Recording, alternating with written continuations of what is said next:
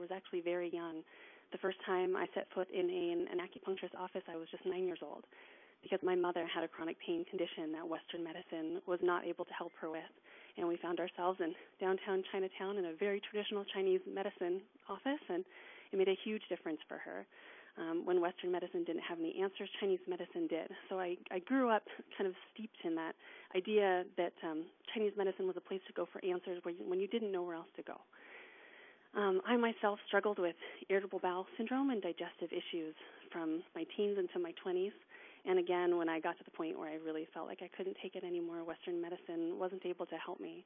So I went to see my mom's acupuncturist, and I did just what she did. I saw him for 3 months. I did acupuncture every week, bulk herbal teas once a day, and it completely healed my digestive system. Now, I went from 7 years of daily pain literally to nothing. Over a 3-month period, it was amazing. It took me a while to figure out that was what I wanted to do with my life, but I majored in East Asian Studies with a minor in Chinese language, spent some time in China, and then in 2003 went to the Oregon College of Oriental Medicine and got my master's in acupuncture and Oriental medicine, and now here I am in front of you today with as much as I am able to share. So being the cinephile, obviously, that I am, I want to start by sharing with you a Chinese cultural idea, the 5 happinesses that are kind of essential to life, happiness from a Chinese cultural perspective. This might be familiar if you've ever been to the Chinese garden. But they are health, wealth, happiness, a long life, and a peaceful death. Now, acupuncture can definitely help improve your health. If you're healthier, you're definitely going to be happier. Acupuncture can actually prolong your life. A peaceful death is something else acupuncture can do. I have actually done hospice care, but that's not really the subject of what we're going over today. Wealth, I don't think going to the acupuncturist is necessarily going to make you wealthy.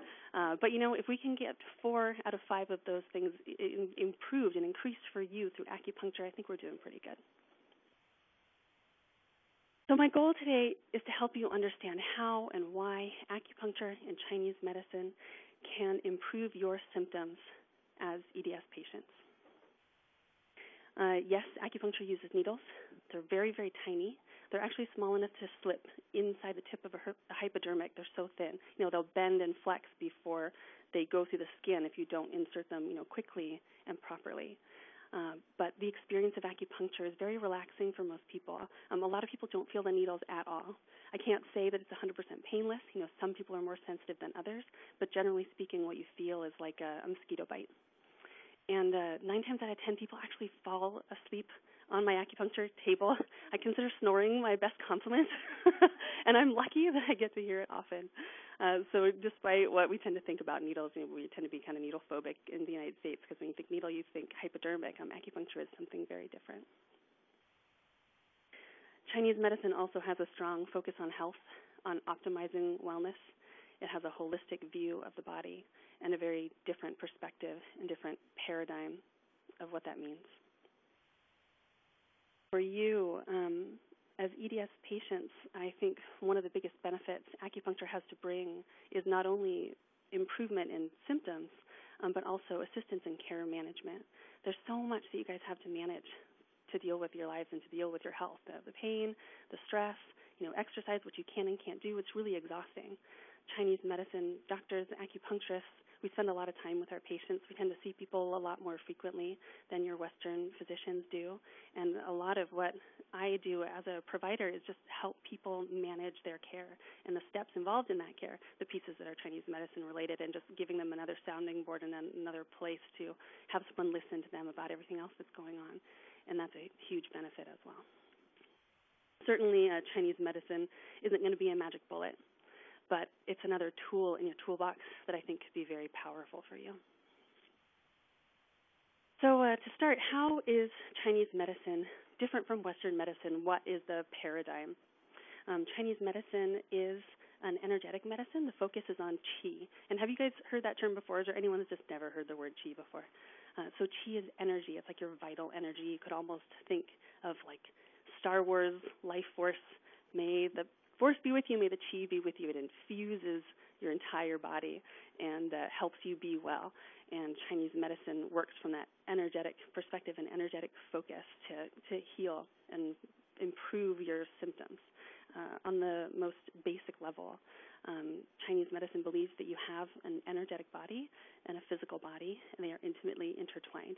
Just as you can kind of see on this acupuncture dummy here, you can see all these little dots and words, and these are all acupuncture points, and they traverse, everything from head to toe and front to back, and, even the bottoms of the feet. There are acupuncture points everywhere.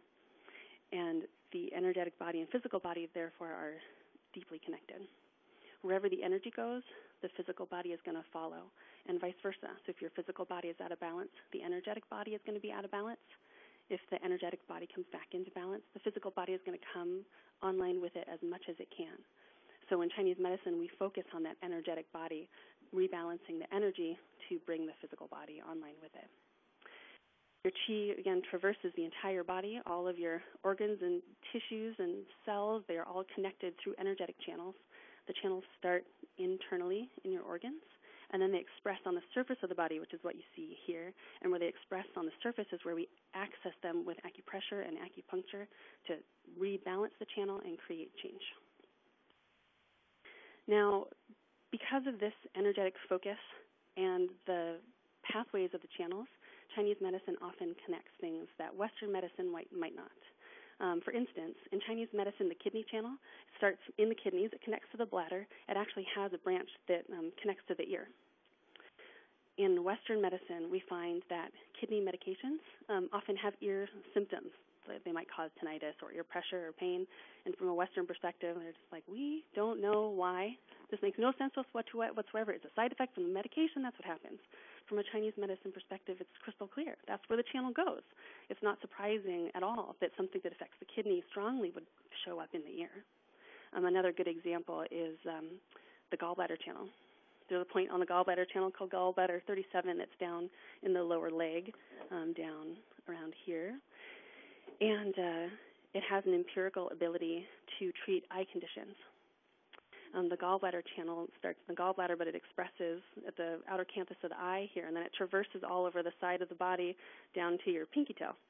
So again, from a Western medicine perspective, putting a needle here should have absolutely nothing to do with here, but it's actually been proven on functional MRI that if you take someone and put them in an MRI machine that's running constantly and monitoring their brain activity, if you put a needle in gallbladder 37, the eye zone of the brain will actually light up with activity consistently. Yeah, from, again, a Western perspective, this makes no sense whatsoever. I mean, really no sense. But from a Chinese medicine perspective, it's crystal clear. For 3,000 years, Chinese medicine has been telling us that this point treats the eyes. And on functional MRI, now we can see that that's true. So the message of the story here, again, is that Chinese medicine often makes connections that Western medicine might not. It doesn't mean that one is right and one is wrong or vice versa. It's just different. So Chinese medicine diagnosis is actually based on symptom pattern. Now you have to figure in China 3,000 years ago, there were no blood tests, there were no x-rays. They didn't have the Western scientific knowledge of the body that we do today. So over this long period of time, they cataloged symptom patterns and teased out these specific patterns. I guess I should say they cataloged symptoms. They teased patterns out of what they saw, and then they would type those as a certain syndrome, energetically speaking. This means that Chinese medicine doesn't necessarily need a diagnosis from a Western perspective to be able to understand what's going on and to treat you. I know for EDS in particular, you often spend a long time going to different providers trying to find out what's happening with you, and it takes a while to get that name, that kind of brings everything together cohesively. From a Chinese medicine perspective, that's not to say that an acupuncturist would catch EDS sooner than a Western doctor, but they wouldn't need that name to be able to identify your pattern and have an appropriate treatment for it. Does that make sense? Yeah.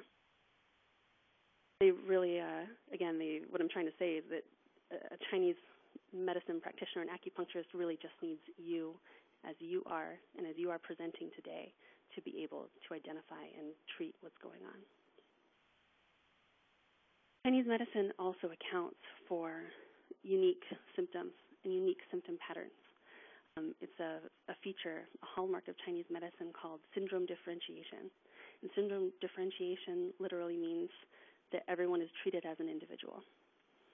So for me, if I had 10 diabetes patients walk into my clinic tomorrow that all had the same, blood sugar values, that were all on the same amount of medication, even had the same, blood pressure, they would all be treated completely differently. There's a baseline that they're all going to share.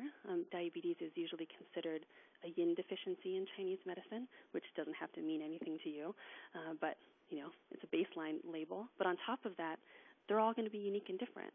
Their body types and shapes are going to be different. The clarity of their eyes is going to be different. Their tongue picture, the way their pulses feel, what even tastes, if you have specific tastes in your mouth or sensations on your skin and in your body, all of those little things are going to type them from an energetic perspective slightly differently. They're going to have additional energetic diagnoses on top of that baseline yin deficiency, and they're going to get different treatments for that reason. Chinese medicine really seeks to see every individual as an individual and treat them that way. And they've been successful at this for 3,000 years, so there was kind of something to it. So what does this mean for EDS? What would your kind of baseline diagnosis be from a Chinese medicine perspective, and why? What would that mean? Again, for each of you, you have a spectrum of symptoms. You're all going to be different. What's prominent for you or worse for you is going to be different for every single one of you in this room. But there is a baseline that we can kind of agree on when it comes to EDS. It's genetic. For all of you, it's been inherited, whether it expressed at an early age or expressed later due to some stress or more epigenetic cause. You did come into the world with it. Joint laxity, hypermobility issues are a strong common theme, and gut issues as well. You gut digestive symptoms.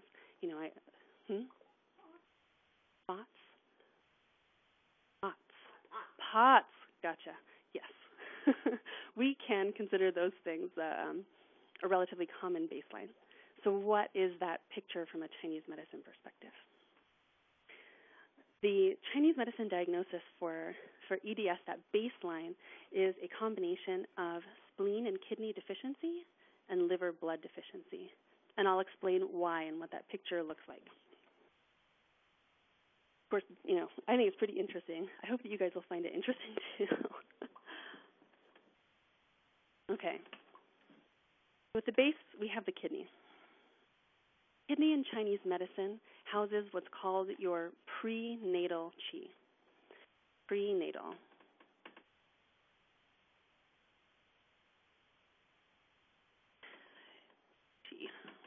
QI.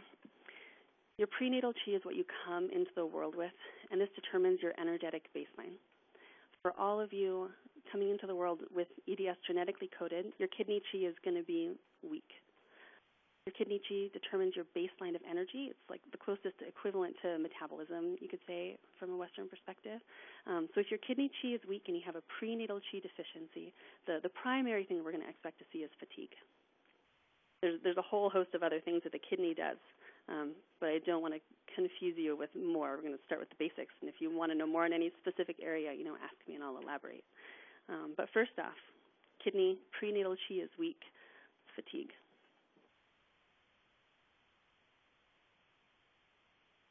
Since the kidney determines your energetic baseline, that means that you're standing on a weaker foundation. To make up for that in your day-to-day life, the energy that you need to get through, A, B, C, that is created by the spleen. The spleen houses your postnatal qi.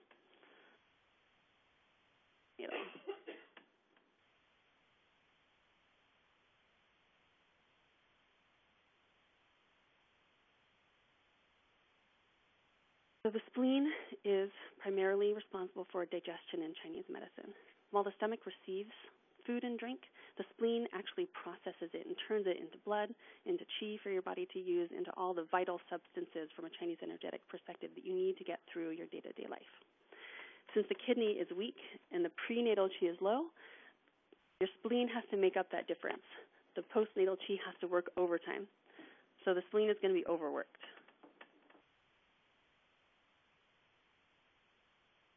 If your spleen is overworked, it will become deficient, And the primary thing that we see from the spleen is digestive issues. Again, there's a whole host of other things that can go along with the spleen. Other things that the spleen governs muscles in particular, the spleen actually governs musculature. So if your spleen is weak, you are expected to have muscular problems specifically as well. But primary top of the list is digestion. So these have an exchange. The kidney is not providing very much. The spleen is going to have to work over hard to keep up. That means the spleen is going to be less able to provide energy everywhere else that it needs to go, which can create a whole host of additional symptoms. For you, with EDS and the joint laxity piece, that means the biggest, next step in line who's not getting fed from the spleen like they need to or like they want to is the liver, and that's the liver blood deficiency. Okay, liver. So the liver governs sinews and tendons in the body.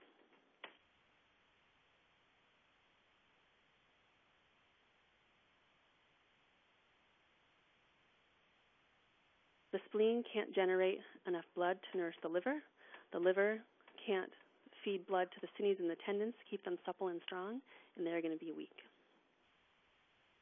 So this is the most basic level, the kind of heart of the EDS picture from a Chinese energetic perspective. Obviously, I know this isn't enough to explain everything, and for each of you individually, you're going to have different symptoms, within this and beyond this. But this is kind of the heart of what we see.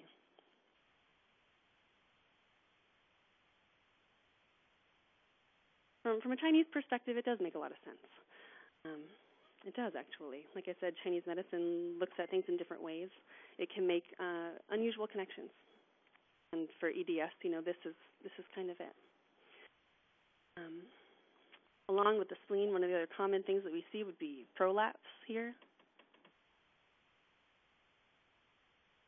Prolapse uterus, prolapse bladder. That can be a common issue if your spleen chi is really weak. Back pain for the kidney, back in particular. For the liver, there can be menstrual issues.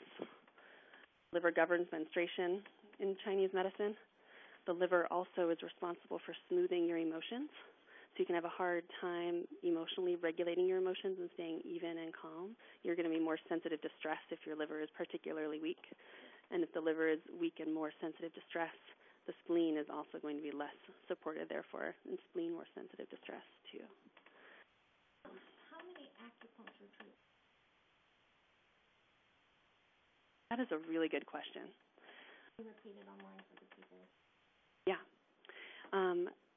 Standard course of treatment in China for anything is actually 10 treatments in 10 days, and then you reassess. Here in the United States, we find that virtually impossible and largely unnecessary. We see most people once to twice a week for 4 to 6 treatments to start. It's kind of an average course of treatment, and then you reassess and see how you're doing.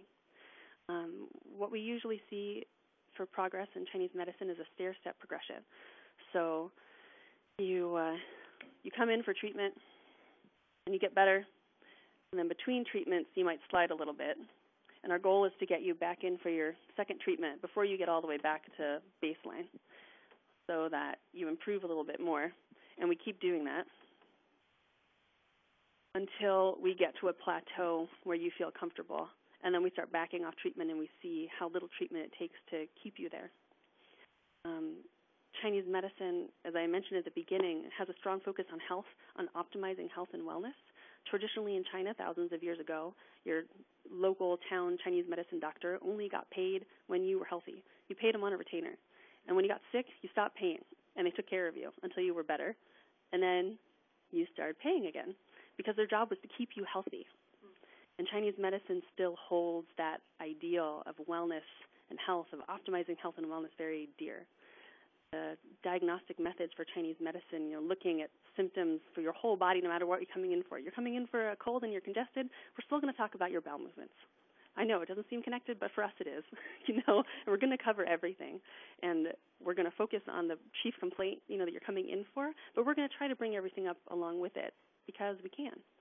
That makes the diagnostic methods for Chinese medicine this very complete symptom picture, along with tongue and pulse, two other assessments, most common assessments in Chinese medicine, very subtle.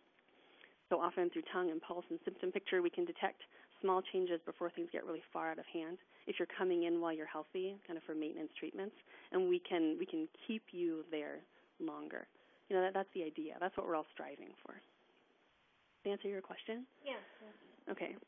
So I guess I should say, to follow up, for an acute pain condition, I would say I normally see patients, often that 4 to 6 treatment series is enough to take care of acute pain. For chronic pain, I usually encourage patients to come back at least once a month. That's kind of a baseline maintenance program.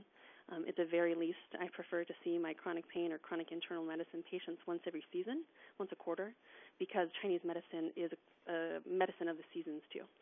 As the seasons change, they have their own energy, and your body is going to change in relation to that. Sometimes you transition with the seasons really well, and sometimes you don't.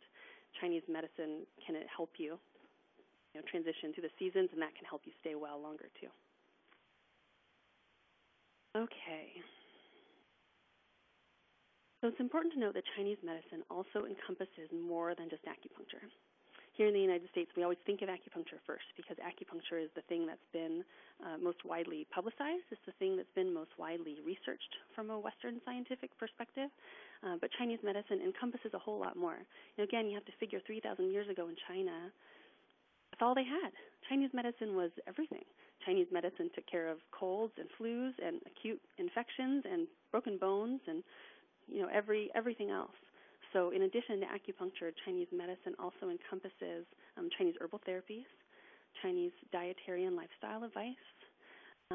There's traditional Chinese bone setting, chiropractic manipulation actually, although in America we're not licensed to do manipulation, and even therapeutic exercise, although we don't get the level of training that physical therapists do in the United States either.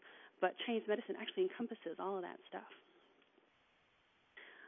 For EDS in particular, I think dietary therapies can be very powerful.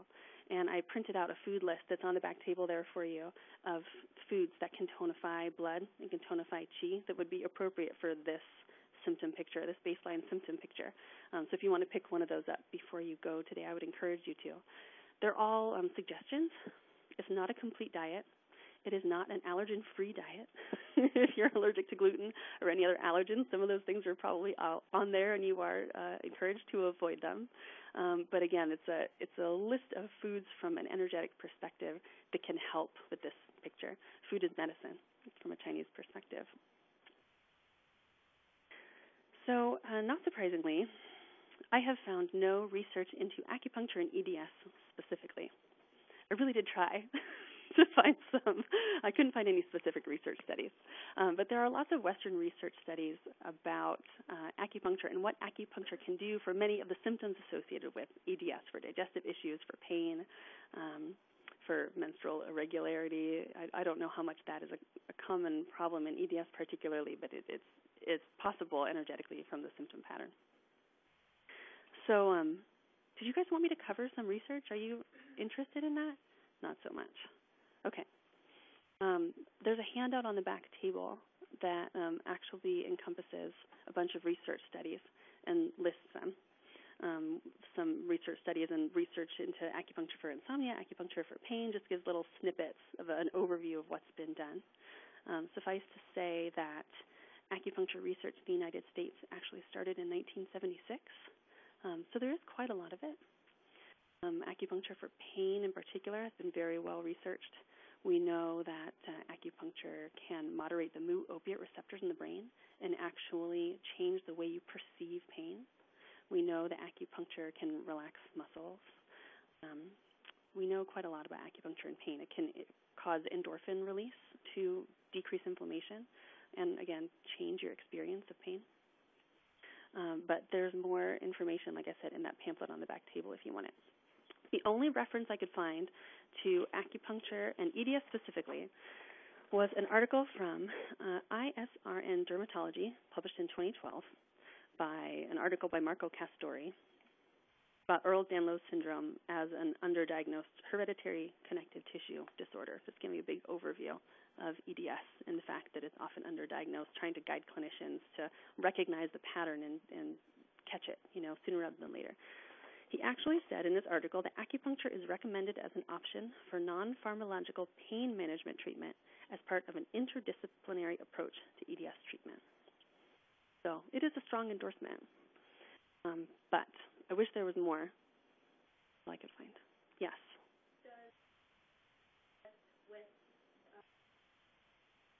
Acupuncture does not conflict with anything. There are some Chinese herbal therapies that can conflict with some prescriptions, but acupuncture in and of itself will not conflict with any other treatment modality that you're pursuing.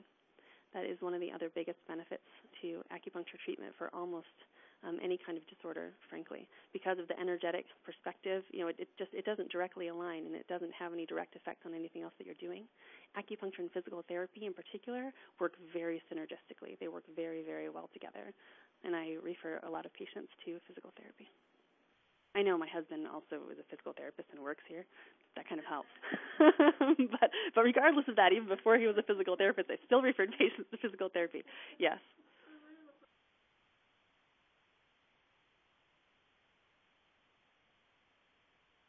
Acupuncture might be a good choice. Yeah, there's very good research into acupuncture for knee issues in particular. There was a big study done that just finished up when I was in school in 2003, where they actually ran 3 treatment groups for osteoarthritis of the knee. When you have mice in the knee, you have the little crackly bits, free-floating cartilage. So they had one group that got acupuncture, they had one group that got education but no treatment, and one group that got arthroscopic surgery to remove the little bits of cartilage. They found that acupuncture was just as effective as the arthroscopic surgery, perfectly across the board. Yeah. Yeah. Pretty powerful. It's powerful stuff. Tiny needles can actually do pretty big things, for your body. Long-term? It was, I know I'd have to look to be sure if it was a long-term or short-term study. My memory tells me that it was a long-term study. They did it, and they kind of took measurements immediately, and then I want to say they waited another 6 months, and they took measurements again, with no more interventions in between, and the outcomes were just equal, no change. Yeah. Acupuncture is a lot less expensive than arthroscopic surgery. There's no recovery time. And a lot less painful, too. Yeah. Yes, I've had that kind of surgery before. Yeah, that, too. Yeah, acupuncture can help with scars, too, actually. All right. So I hope now you can see how Chinese medicine offers a unique perspective and a different approach to treatment for EDS. Specifically, I do feel that acupuncture for EDS offers a very specific treatment plan based on the symptom picture that you present. It's going to be unique to you. There's going to be a connection to the different symptoms that you experience, and there's going to be a clear direction to go from a Chinese medicine perspective in treating and dealing with those things. Even though, all the stuff might not make sense, and, if you went to a Western doctor, nothing will be wrong with your liver. There's nothing wrong with your spleen. Your kidneys are going to test out just fine. But energetically speaking, this is what we see. And because we see it and do see it clearly, there's a direct path to follow in relation to that. Acupuncture and Chinese medicine, what I'm really hoping for you today is that you can see it as another tool in your toolbox to manage this disease. You have a lot to deal with, a lot to deal with. And all the tools you can put in there to help you at different stages along the way are going to be worthwhile. And this is another one that can be very powerful. It can definitely reduce your pain. It can relieve your stress. There was a huge study just this year proving that acupuncture actually reduced stress hormones in the bloodstream. It can improve your digestion. Ultimately, acupuncture and Chinese medicine can help you live more fully with everything else you have to manage. So again, I know that Chinese medicine is not a magic bullet. I don't expect it to be. It can't offer you all 5 of those happinesses that I went through in the beginning, but it is a valid option to help to improve your health, to improve your happiness along with you, to improve longevity. Chinese medicine views aging as the natural decline of kidney qi, actually. So there's a whole subset of anti-aging medicine in Chinese medicine that focuses on bolstering the kidneys to help you live a longer life. And again, to assist with a more peaceful death, that's possible too. Which is a beautiful thing. Not something I am hoping anytime soon for any of you, but another tool in your toolbox. Yes, Exactly. And it's good to know you have help, with all of those parts and pieces, no matter what they are, no matter what stage you're at. Acupuncture is going to have something it can do to assist you. I sincerely hope for all of you that you might consider acupuncture treatment if you haven't done it before. Yeah. Go back to see students? Absolutely. Absolutely. OCOM just moved their clinic downtown. They moved their whole school downtown to Old Town Chinatown. And they have a larger clinic there, actually, than they did before. And they offer treatments, all week long with students. They usually have about 60 or 70 students in any given cohort, so they have a lot of availability for treatment there. Me? No, not at this time. Oh, thank you. That's so sweet. Did anybody have any further questions at this point? Well, I do have one quick question. Hurwood, is it still open, the Hollywood Clinic? I don't think the Hollywood Clinic is still open. I would have to double check. They're closing the Cherry Blossom Clinic. The downtown clinic is open. I know they still have a couple satellite clinics in other places, and I'd have to double check about Hollywood. And say for sure. Yeah, you're welcome. There were lots of other questions. Yeah. We got one. Oh.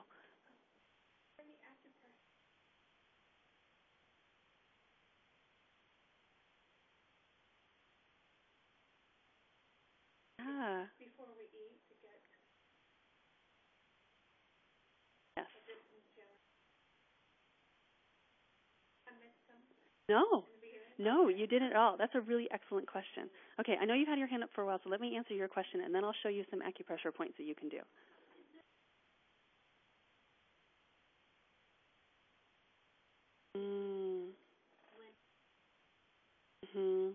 It would depend. It would depend on you individually, what the course of treatment would do. On what caused it.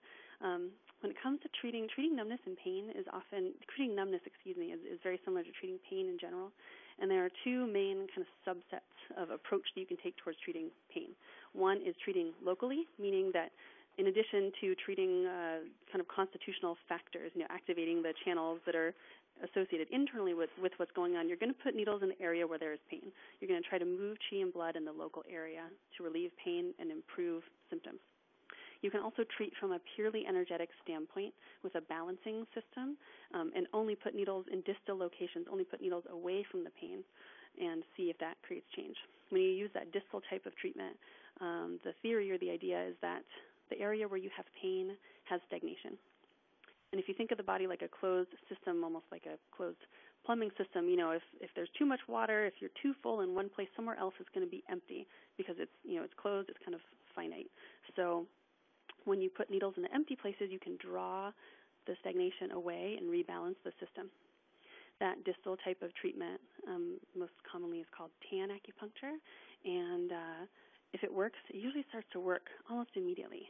Like within a couple of minutes, you can start to feel if it's different. And if it doesn't start to change, then you know that you can go direct, and try to treat directly and see what happens. You would probably be starting with, one of those two approaches to see if anything changed, and then move ahead from there. There is some research into acupuncture for peripheral neuropathy specifically, but nerve numbness in particular, I would say personally in my practice, I have found to be challenging. I've had some great successes, and I've had some misses too. Can I answer your question? Yeah. All right. Acupuncture points you can use for acupressure to improve. If you were only going to take away one point today, I would recommend it to be stomach 36. Stomach 36 is located on the calf down here. If you can, I'll use my leg too, but I'm just going to start on the model first. The calf here, and it's on both sides, right leg and left leg. And stomach 36 is the earth channel on the stomach channel, which is an earth meridian. That means it's it's like earthy point for the earth. Super tonify, strengthen the earth. And it's one of the primary points used for digestion in general, whether it be upper digestion or lower digestion in Chinese medicine. And you can do acupressure on that point, and it can be quite effective, honestly. So to find stomach 36, okay, check. Could be better, but could be worse. You're not going to see them down there. Measurements in Chinese medicine are all done in relation to your own body. So where a point is specifically for you is going to be slightly different than where a point is specifically for you. And we measure distances. We say inch, cun, the Chinese word for inch, but it actually is a body, your own body measurement, which is this. So stomach 36 is actually 3 cun lateral to the right side of the bone, and the width of your hand right here is 3. So if you take your hand and you place it right, you can kind of feel, slide up and feel like the top of where that first protrusion is there on the front of your tibia. Take your hand and put it there, kind of where your pinky knuckle is landing. It's approximately going to be stomach 36. If it's sore, it's gonna be sore. Yeah, so you can also, if you slide your finger up the tibia, you'll often kind of naturally fall off the side into a hole, and it'll be sore, and that's stomach 36. You can, traditionally in China, one of the strongest ways to stimulate stomach 36 is actually to scar it. We don't do that very much in the United States, for obvious reasons. If we scarred our patients all the time, I don't think they would come back. I know, but in China, actually, very traditionally, that is a method to stimulate a point more strongly. So for kids in particular who have asthma, traditionally you can scar points along the back to tonify the lungs, and that's supposed to help with the asthma. You kind of come into the world with that too, stimulate those points longer term. So, okay, come on in. Yeah, I can do that for you. You have to sign a waiver, but I can do it. Yeah. Well, you scar it traditionally with moxa. So heat can be tonifying. The spleen for digestion likes a warm, dry environment. So moxa is the Chinese herb mugwort, and it's the traditional way to warm acupuncture points to give a heat treatment to a channel or a point that likes heat for improvement, right? So you would use moxa, and you can get it in a pole that just looks like an incense stick. It kind of smells like marijuana. It's pretty smoky, but you light it on fire. Oh yeah, that's moxa spray. I grew up in California. You can't really avoid it. My parents are performers. Those things happen. Yeah, so you can get moxa spray like that. So you can apply moxa. That's so great. I'm so excited that you had that with you today. You can use that. It's like a tincture, and put it topically on a point to have the moxa effect without the fire. But you take the incense stick, you light it on just like an incense stick, and then you wave it, over the point until you heat it up. So if you want to scar it, you would actually use moxa and moxa until it burns and blisters, and then the blister forms a scar, and that provides, longer-term stimulation. So, I wouldn't ask for there to be a scar there per se. I generally seek not to scar my patients. Really? That is so interesting. Okay. Oh my gosh.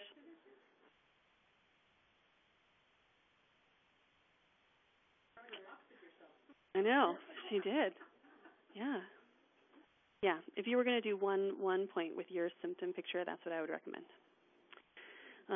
Large intestine 4 is another really common point that people massage for all sorts of things. Large intestine 4 in the web of the hand here, and that too, you're going to feel it. It's right in the center of the bone, a little bit off the bone. It's going to be really sore and tender. That kind of central meat, of the thenar eminence. It's a large intestine point, so it's going to be good for your intestines. It's a heat-clearing point. It has a branch that actually goes up to the face for colds and flus and congestion, if you wanted it to. But it's considered a major chi moving point.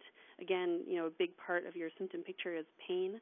Pain is related to stagnation. Is the stagnation caused more by excess, more by deficiency, by, blockages in certain channels in certain areas? All of that needs to be teased out for optimal treatment.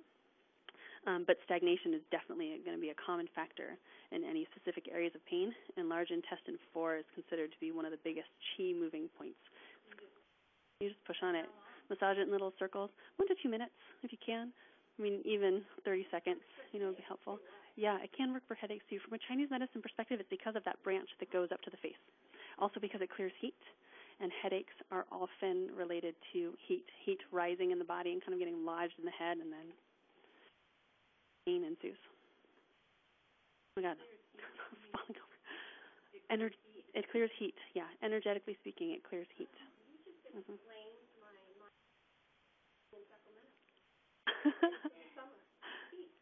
Yeah, there's a whole subset of illness in Chinese medicine that's specifically caused by summer heat, the kind of environmental factors. Yes.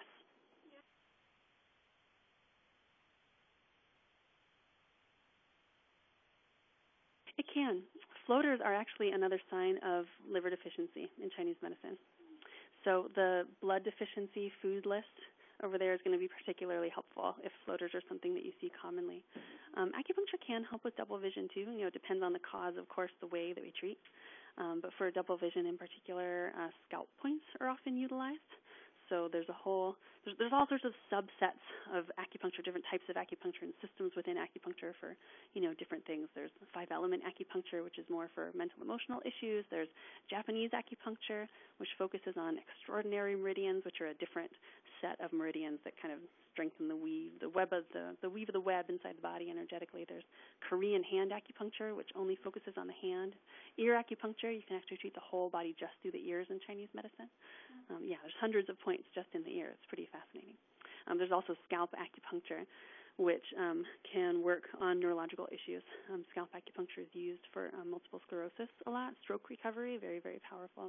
But for double vision, too, there are actually specific zones, scalp zones, for treating the eyes. Do you want to hear about my experience? I would love to hear about your experience. My husband is kind of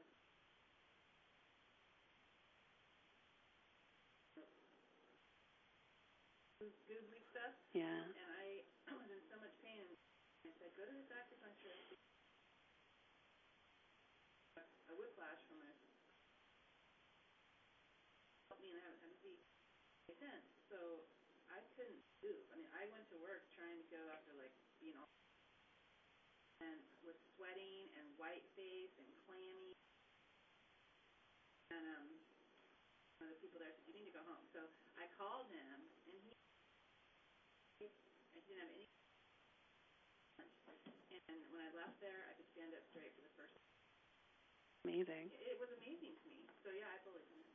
That's great. Thank you.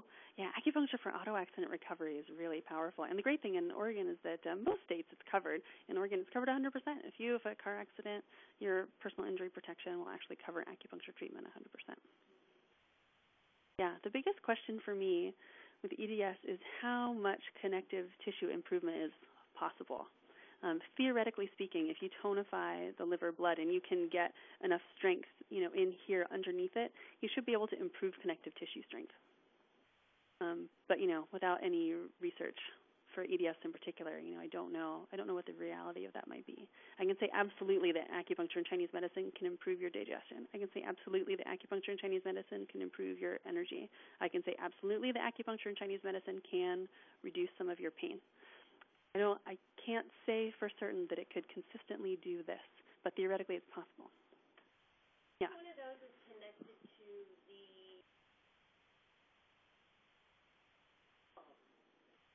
Kidney. where the bone regenerates. Anymore. Yeah. So where is that connected? That's kidney. Each of the organs energetically has a kind of range of things that it governs. They each have an element, wood, fire, earth, metal, water that they are tied to. They each have body areas that they kind of govern, and they each have tissue types that they are directly connected to and govern as well. Kidney is the bone. Spleen is a muscle. Liver is connective tissue. So you know that Western medicine has out that for sure 100% monothesis, degenerative disc disease, monothesis, and then constipation all over the place. Mm-hmm. You as the patient know that.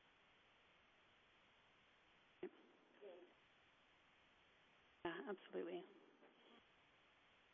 Yeah. Can. When you have those strong bone level structural changes, again, it's really hard to make that change just with Chinese medicine. Can you improve the disc health and improve, decrease pain, improve synovial fluid? Even absolutely. Can Chinese medicine make the bone, remodel itself? Down to the business of this. Mm-hmm.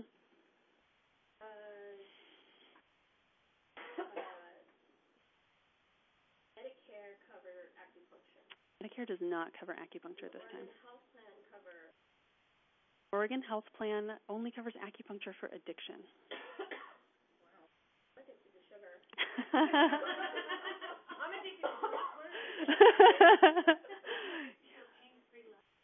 Yeah. Oh my gosh, wouldn't that be great? Yeah. Yeah, a lot of insurance plans do cover acupuncture, especially in the Portland area. We're really lucky here. A lot of them do. It depends. Right. Challenging. Then you no longer can be treated with. Yeah. There's a lot of community clinics in Portland that do sliding scale fee. Yeah, OCOM, you can see students for a lower fee. Yeah. A treatment? Yeah, sliding scale. Well, that's cheaper than my coach.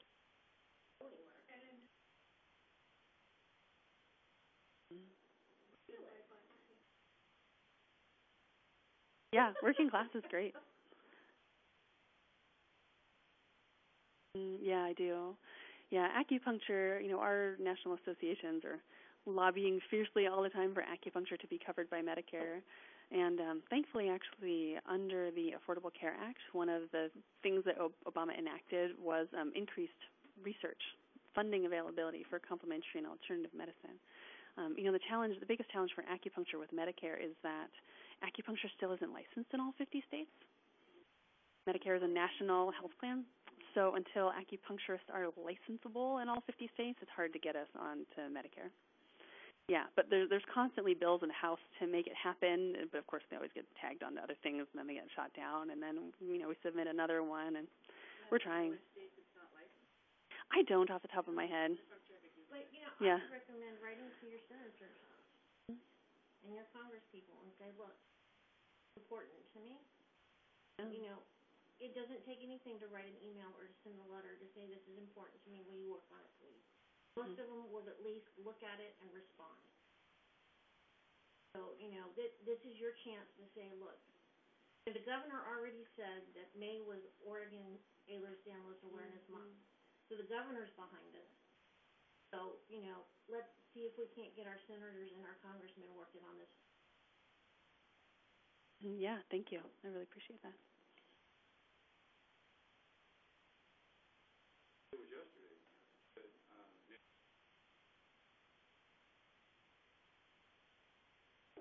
Yeah. Isn't it crazy? What's only licensed in 5 states? Naturopathic medicine. Really? Yeah. Naturopathy is great. We're in an amazing hotbed of alternative medicine here. It is, This state has the best laws. Yeah, we do, absolutely. We have one of the oldest naturopathic schools here, too. But Portland is amazing. We have 2 massage schools. We have the naturopathic school that also has an acupuncture program. We have the acupuncture school. It's one of the top in the country. And the chiropractic college here that's one of the oldest. It's all right here. There's actually a lot of acupuncture research that happens in the Portland area specifically because of all that stuff. And then you throw, Oregon Health Sciences University into the mix and all the really exciting things that happen here. OHSU clinic have community and some of or a patient in the clinic. Right. Yeah.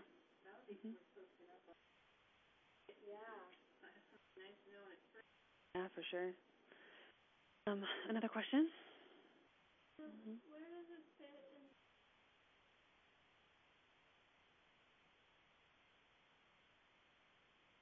Chest pain, it depends on the reason. If it's more heart related or if it's more. I think it's costly syndrome. Okay.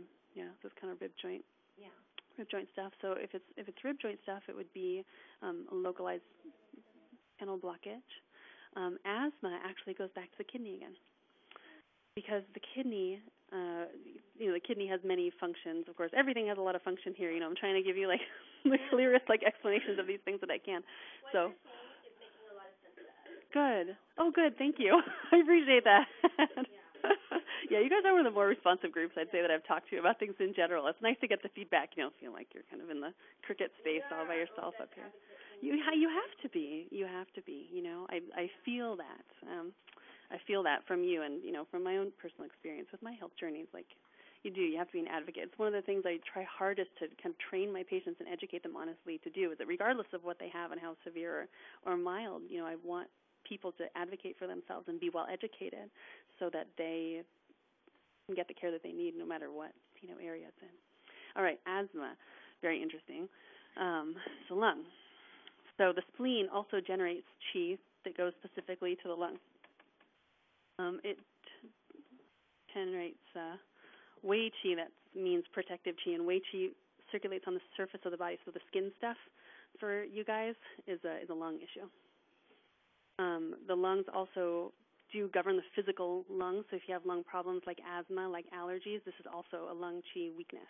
For allergies in particular, there's a specific relationship between the lung and the kidney, where the kidney anchors the qi with the lung, and that's what allows you to take a deep breath and then expel it. When the kidney is weak, so that this isn't connecting anymore, the lung qi can't descend far enough for you to take a deep breath, and then you get the shallow asthma, asthmatic breathing.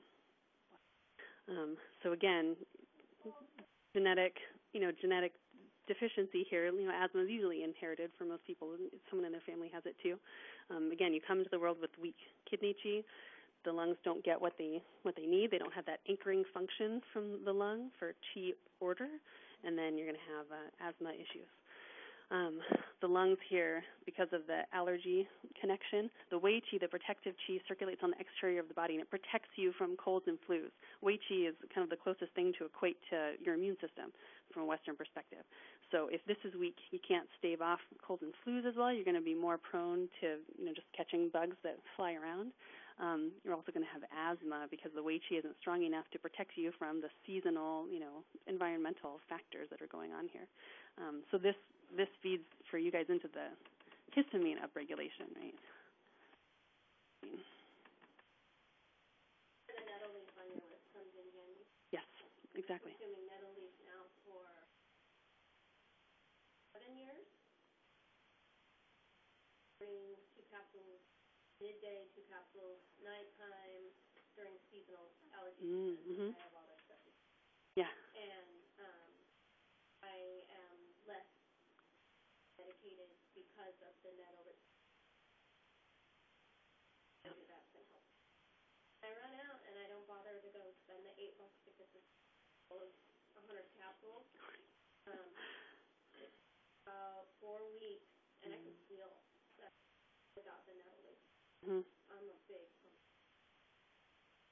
it's interesting. Understanding the connection.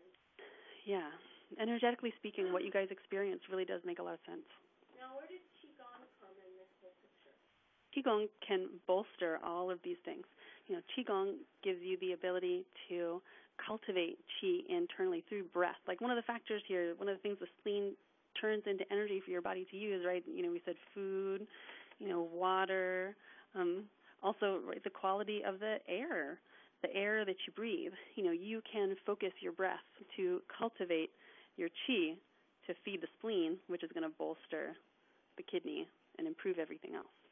So Qigong meditation can be very, very powerful. Yeah, on the list that I put on the front page there, I also listed some resources, some books that I thought might be of interest to you. A good book about Chinese medicine in general, if you just want to learn more from a layman's perspective about acupuncture and Chinese medicine. Also a book called Getting Well Again by Carl Simonton. I don't know if any of you have heard of that book. It's primarily indicated for cancer, but this man, Carl Simonton, and his wife, he was a psychiatrist and a researcher, and he was really interested in meditation specifically and how meditation can improve outcomes for cancer patients. So he did this really amazing study where they took cancer patients that were terminal, who were told by their doctors that nothing else can help you, there's nothing else we can do, you're just going to die, and put them in meditation groups. And they spent a lot of time focusing the meditation down to something very, very specific. And they found that it improved their lives. I mean, their life expectancy was almost double what all of them were told, once they did this really specific meditation technique. So he goes through in the book, not only that kind of research and the meditation technique that they kind of distilled down, and which can be applied to many things, not just to cancer. I mean, you could apply it to pain, any part of your body specifically that you wanted to focus on from a pain perspective, or, improving your digestion. You could really use the visualization for anything you wanted to. But he also goes through different factors, stress factors. What does it mean when you're stressed out? What happens to your body? And, what factors are bigger stress factors versus smaller stress factors? And how does all that stuff, play in? And how does meditation, improve that? Would depression and anxiety be the liver connected to stress? Yes, liver connected to stress emotions plus heart.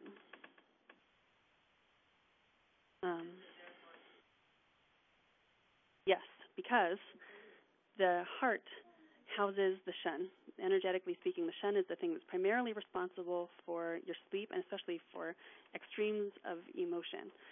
The liver smooths your emotions, kind of keeps everything moving so things are calm and regular. The heart is more like what actually the shen is the part in the heart that actually kind of experiences them, if that makes sense. I'll try to explain this in a clearer way. So the shen, your spirit, and it's not spirit from a religious sense per se, but like your presence. When you look somebody in the eye, you know that they're there with you. And you look at somebody in the eye and they're present. People is like beeping at me. When they're for the shen, that is when their shen is with them, it's kind of present with them in the moment. If you get that vacant look, the shen is kind of dissociated. So the shen is responsible for your sleep. The shen is the thing that gives you that light behind your eyes when you wake up in the morning that you say, okay, I'm awake and I'm present in the world right now. And then you go to sleep and your consciousness goes to sleep with you. That is the shen going to sleep in the heart. The shen is a little finicky. And if the heart is not a habitable environment for the shen, if it doesn't like the way it feels, and if the pillows aren't right, and the bed isn't cushy enough, it just doesn't want to sleep there and starts flitting about all over the place. And then you get insomnia and things like bipolar, is a severe shen disturbance. Yes, also a severe shen disturbance, heart disorder. But the heart is the primary fire organ in the body.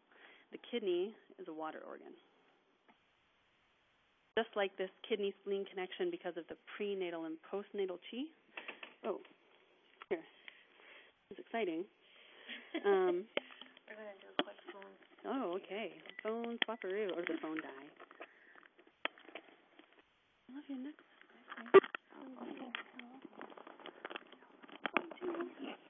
Oh, thanks. Oh, okay. Sure. Oh, hi. Okay. All right. Thank you very, very much.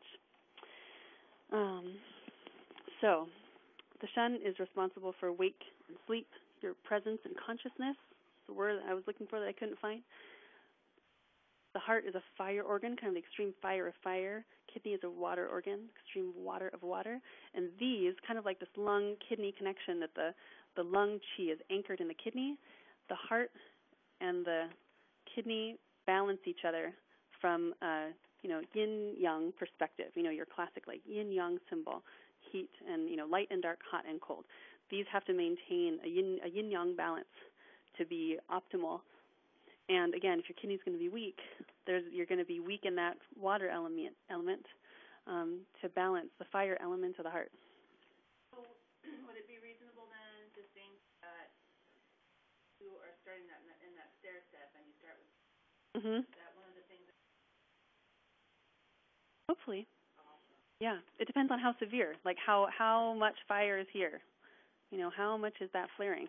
How many heat symptoms do you have? Do you actually get hot flashes, and night sweats? Do you feel like, or is it more that you're having a hard time sleeping, that your mind is running? If your mind is running all the time, that's more of an issue of, where you talked about this environment, that the environment of the heart has to be habitable for the shen. It has to be happy. There's different components to that. There's the heat part. It doesn't like to be too hot. If there's too much fire, it's not going to dig it. It's just not going to stay there. If it doesn't have enough blood, which is it's kind of part of that yin component that balances the fire. If it doesn't have enough blood, it's not going to be happy either. But the blood comes from the spleen. Just like the spleen gives blood to the liver, the spleen also gives blood to the heart from what it can distill out of your food, out of your water, out of your air, If it doesn't have enough blood, it's not going to be happy either. So if you have more heat symptoms, it's probably more the heat, fire-water imbalance that's the problem. If you just find that your mind is running, you can't shut it off, that's more of a blood deficiency issue. So that's going to be more related to the spleen and the liver.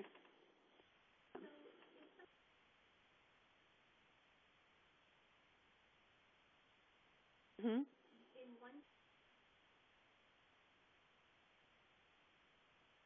You can work on multiple things at once. It kind of depends on what's most severe, Yeah, every time you come in for treatment, your treatment's going to be a little bit different too, because how you present on that day is going to be a little bit different, just like how each of you present in relation to each other is going to be a little bit different. So, when I talked about syndrome differentiation and you really just needing to come as you are to be treated, I meant that very literally, like come as you are in that moment, and even in that moment is going to determine how your treatment is that day and that hour, compared to tomorrow. Frankly, it might be a little bit different. Yes. Oh, yeah. Absolutely. Yeah. Yep. Yeah. And the tongue impulse picture is a big piece of it too. The tongue gives us a snapshot of your body from a Chinese medicine perspective. The color of the tongue, the shape of the tongue, what kind of tongue coat you have. If it's thick or thin, or that's okay. That doesn't get in my way. If it's pierced, yeah. And then the pulses. We actually feel the pulses for quality in different positions, and each position represents a different organ system. And that gives us another snapshot of what's going on internally. So tongue picture along with pulse picture combines with your symptoms, overall to determine your kind of energetic diagnosis and what we do about that.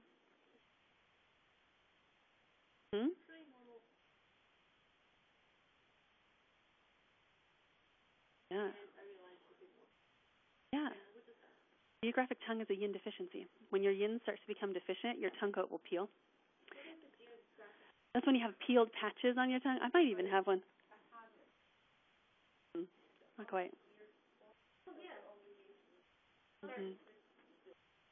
Yeah. Does sometimes. Mm-hmm.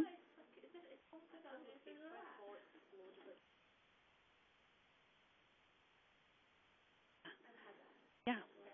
Yep. With the rapid pulse and a geographic tongue is a yin deficiency.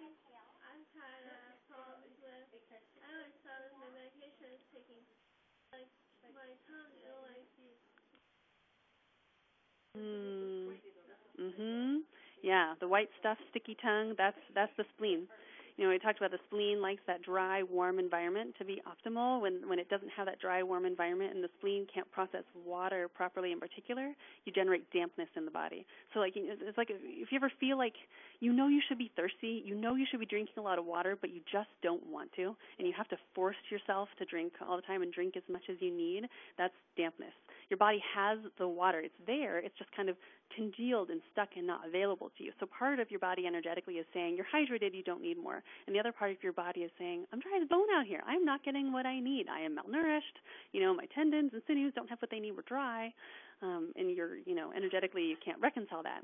The spleen is deficient. Water doesn't get processed properly, so you develop dampness. And one of the primary things that you see diagnostically is that thick, sticky tongue coat. Sometimes a feeling of heaviness in the body, like it feels like you have to work to lift your limbs. That's dampness accumulation. Yeah, I think it's probably safe to say that everyone here is thinking, I think my kidney, spleen, and liver have some malfunction. Just a bit. Maybe just a little bit. My question is, we've all had a million blood tests. Right. My question is, the results of blood tests from Western medicine might be helpful in figuring out specifically how Chinese medicine could direct. Not really. You can bring that stuff to an acupuncturist, and some acupuncturists are really good with lab values and some are not. Oh, could your lab values inform? Help give us some understanding and focus and work on treatment for Chinese medicine treatment? Chinese theory. They just don't equate. Chinese. It's not that Chinese medicine, especially modern Chinese medicine, doesn't take some of that stuff into account or look and consider those things. But none of the diagnosis and treatment from a Chinese medicine perspective is based on that. Not at all.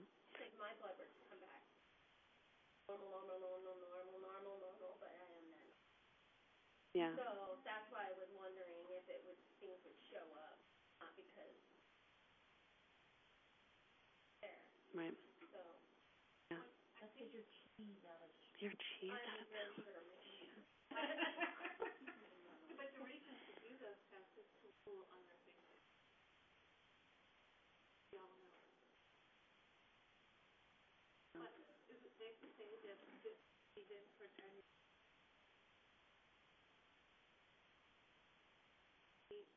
Right. not to have Right. to have Right. upper middle? Yes. Like you were talking about the geographic tongue and the rapid pulse. That would be a yin deficiency, most likely in the kidney, but it can be in other organs too. And why the pulse becomes rapid is because if qi, let's say, is comprised of yin and yang, both of those things are parts of it. If your yin declines, even if your yang isn't in excess, relatively speaking, there's too much. So because you have this relative excess of heat, that's called deficient heat, you're going to have heat symptoms. Yeah. So the focus is on balancing the system. Usually that's primarily through bringing up the yin when it's a deficient syndrome, but we usually do a little bit of both. We try to take the heat down a little bit because we want to get the symptoms under control, and this is why you're experiencing the symptoms. And then we want to bring the baseline up so that they're in balance and things calm down. So how long I've been in practice for 8 years. I graduated in 2006. have you had any patients who have multiple dysfunctions? We're talking lots of chronic swelling. Okay. And what has been their long-term prognosis with treatment of Chinese medicine? I would say it definitely depends. Of course, it depends on the individual. I'm sorry to preface everything with that, but it's true. I have 2 patients in particular that come to mind when you say that specifically. They were my first 2 patients. My first 2 patients to walk in the door were the most complicated, chronic, crazy patients ever. And they didn't, they didn't have EDS, but they had a lot of other stuff going on. They still come and see me today. They still come and see me today. For both of them, if I try to really think back to that time, let's see. The insomnia patient, I saw her once a week for probably 4 months. She came once a week for about 4 months, and she was willing to do the, nasty tasting bulk Chinese tea, so she did that too, probably for half that time. And we got her sleep online, and then we started working on her pain, and we got her pain, under control. We were never able to completely make it go away. She had a very, very severe car accident history from decades previous, and she still comes to see me about once a month, and that's enough to keep things under control. So knowing human psychology working for her. Yeah, absolutely. Absolutely. And we're able to get on top of little things when they flare up. When she first came to see me and I felt her pulses, they were almost completely non-existent. I literally could not find them. There was just nothing there. It's deep, deep emptiness. And now she's swelling. Yeah. Now even when she has flare-ups of her pain, or she gets really sick, a bad flu or something will come around, or she gets really stressed out, her pulses have never jumped out again. Even though she doesn't do herbs consistently anymore, she'll do short focused stuff for colds and flus. Her pulses have never dropped out again. Yeah. And the other patient too, she came. I want to say she probably came once a week for about 6 months before we backed off to every 4 to 6 weeks. Yeah, and she's taken some hiatuses, here and there just due to life circumstance. But she still comes. She still comes once a month.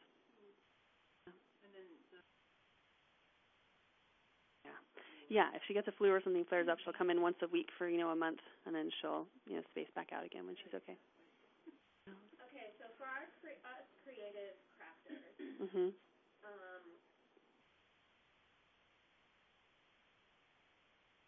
I do. I prefer getting acupuncture from other people, but sometimes there just isn't time, even for me to get in to see my, colleague that shares my office space with me, and I will needle myself. So acupuncture can be done. Yes, acupuncture can be done everywhere. Yeah, acupuncture on the back can be very powerful. Acupuncture on the back is interesting because the back is dominated by the bladder channel. So almost all these points that you see right here are bladder channel. And the bladder channel up here in the, both thoracic and lumbar, has specific points that are called back shu points. And these back shu points are access points for the internal organs. So you can treat the lung channel through bladder 13. You can treat the heart channel through bladder 15. You can treat the kidney through bladder 23. So in a face-down treatment, you can actually treat everything constitutionally that you want to. They're usually considered to be more tonifying, a stronger treatment for weakness as opposed to more dispersing if you have an excess condition. But all acupuncture points are considered to be biphasic, which means that if you're weak, your body is going to naturally tonify. If you're strong, your body's going to naturally dial it down. You can change your needling techniques by, angle and insertion, even in the way that you remove the point to be more tonifying or more reducing, on that kind of minute level. But acupuncture is natural. Acupuncture is really about optimizing your body's health and your body's balance. It is about doing something energetically, but it's more about guiding your body to do the work.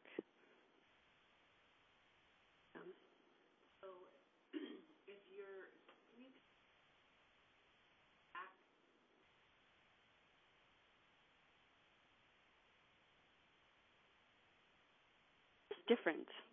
It's a different version. Yeah, it's tonifying means strengthening. So if you're weak, if you're deficient, you want to tonify.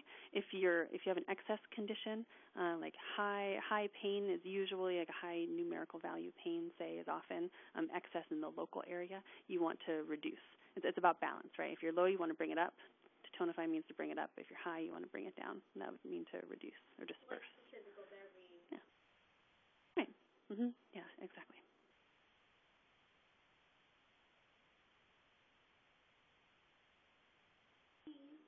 Nice. Mm-hmm. So what would make you decide to do something on the Oh, that's okay. It totally depends on what we're treating. If we're focusing on digestion, well, here's the tough part. You can really treat anything in a face-up or a face-down position. A lot of it is practitioner by practitioner preference and the way that they've been trained.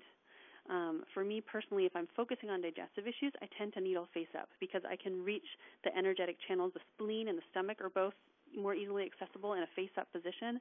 I can also needle the abdomen directly to create localized change and move chi and blood in the local area for your digestion. If someone has back pain, neck pain, back issues, I'm going to treat face down for the same reason. I can reach the channels, the access points for the channels on the feet as well as the access points for the channel in the local area where the pain is. But if someone has a lot of systemic problems, multi-system problems, I often do treat the back because of that, the back shu access. I can treat the back locally if there are back and neck pain issues, but I can also use those back shu points energetically to treat, organs and energetic channels that might express on the front of the body. But all the organs, really what we're treating, everything's internal, So what if you have too thick of a fat layer and you can't reach the organ? You're never needling directly to the organs. I have really long needles, too. I'm thinking, okay, so I have this apron in the front. So how would the same, literally, would the same, can you go to the same where you think the points are? You Yeah. the skin is stretched out and Absolutely. going in directions it shouldn't? Yeah, not a factor. Okay. Not a factor. We can still get there anywhere we need to go. The last time I had acupuncture, she actually treated me on the front, and then I rolled over and she treated me on the back. Mhm. Because I have multiple systemic issues outside of Ehlers-Danlos, and she treated me both ways in the same session. Mhm. Yeah, that can be common too. Mhm. And the ear too. Yeah, she Yeah. did my ear, my hands, my legs. I had needles everywhere. I did bring some needles with me today. If anybody, if you guys wanted a demonstration or anybody wanted to try some acupuncture. They are made from stainless steel. Yeah, they're all disposable, one-time use only. When the first acupuncture schools opened in the United States in the early 80s, you couldn't get acupuncture needles in the United States, import them, because they're considered a class 2 medical device, and they were not recognized, by the FDA to be legal. So part of your training as an acupuncturist in school would actually be to make your own needles. So they would go buy stainless steel wire and a jeweler's wheel and make needles. And all the needles would be autoclaved to be, to be cleaned. So you would make a set of needles for a patient, and that needle, you would keep that needle set for that patient. You would autoclave them, of course. You would keep them on hand for that specific person oftentimes. But the more you autoclave metals and you're heating them and they're shrinking and all that stuff, like they pit and burr sometimes, and you would never know, if you can't touch, you're not going to touch the shaft of the needle before you put it in somebody's body. That's just not very clean. So, you'd put it in if there's a burr, and like it hurts or might break. Like, it's much better that we have disposable needles now. Have the needles been the same throughout centuries? Yeah, for sure. Hasn't changed. Are they actually going in? No. They're just going into the pressure point. They're primarily going into fat and muscle. We generally do not try to needle veins or nerves directly. It's just not necessary. What we're trying to achieve is something energetic. And there's a physical effect, but our aim is to reach the energy. Yeah, I would say so. It depends on the area of the body. In some areas of the body, all you can do is tap a needle in, and it's, millimeters. In other areas of the body, you have more flesh, and you can go inches. It just depends on how deep you're trying to reach. And if you're really trying to work physically and reach the muscle, you're going to needle more deeply. If you're just working on an energetic level, I'm beeping a little bit again, you're going to needle more shallowly probably. There's a divergence there between Chinese medicine, Chinese acupuncture and Japanese acupuncture too. That's one of the kind of interesting differences. In traditional Chinese medicine, traditional Chinese acupuncture, they believe for acupuncture to be most effective, you should seek to achieve what's called de qi. It means for the qi to arrive, a qi arrival sensation. And that sensation is typically described as a dull ache around the point.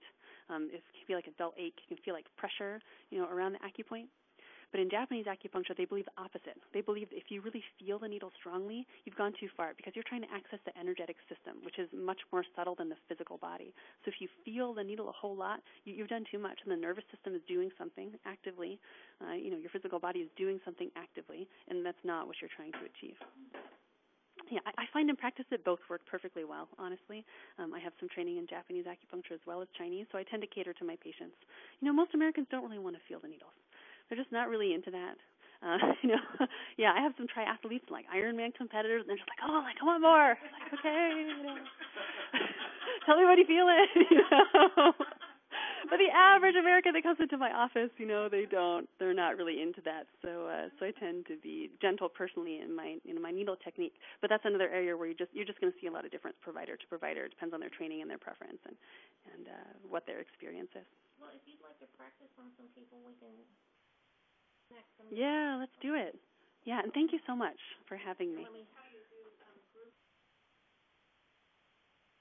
Yeah, I do group acupuncture.